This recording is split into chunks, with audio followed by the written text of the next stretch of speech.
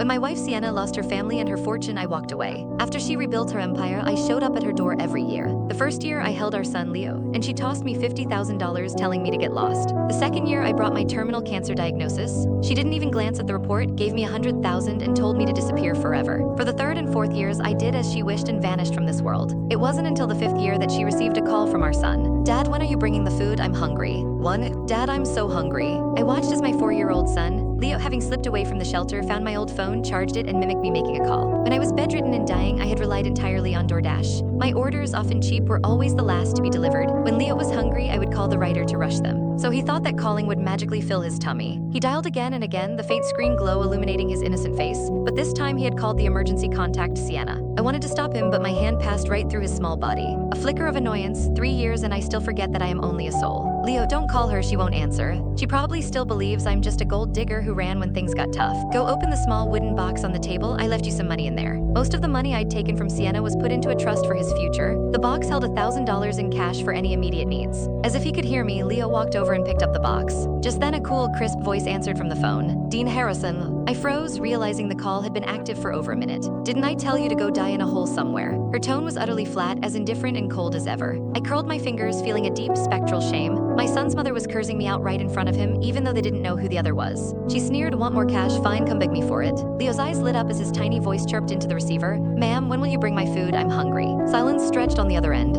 "Put Dean on the phone." "You mean Dad?" Leo's face instantly dropped, but he can't answer the phone. Sienna's voice sharpened. "What do you mean he ca? Dad says he's sleeping." A 4.5-year-old has no concept of death. A harsh, dismissive laugh came through the phone. She clearly didn't believe this pathetic excuse. "Is that so? I'm curious to see what new trick he's pulling now." I tried to curve my lips into a smile, but I couldn't. What trick could I possibly pull? I didn't even have the energy left to float over and scare her. Leo hung up, his mouth curled up in anticipation. He curled into a ball on the edge of the worn sofa, waiting patiently. But I was frantic. Sienna hated me so much. What would she do to our son? An hour later, a knock sounded. My non-existent heart pounded. "Don't open the door, Leo." Leo already had the door opened. Outside were no delicious meals, only several men in dark suits, security. They swept the small room, confirmed no one else was there, and took my son away. No, I was utterly helpless, watching Leo being carried off. When Sienna opened her own front door, she saw Leo, tear-stained and crying. She then peered over his head, scanning the empty space behind him. "Where is that man?" "To." The man she meant was me. I lowered my gaze. In her mind, I wasn't even worth a name anymore. The bodyguard answered truthfully. When we arrived, the only person in the house was the boy. Leo wrenched himself free and hugged Sienna's leg. "Auntie, the bad men grabbed me." I was stunned. This was only the third time Leo had ever seen Sienna. He didn't know she was the mother who refused to acknowledge him. Yet blood ties were at work, creating a natural, instinctive dependence. Sienna looked uncomfortable when he hugged her. She frowned and scoffed. "He really is heartless, sending his own brat to face my anger."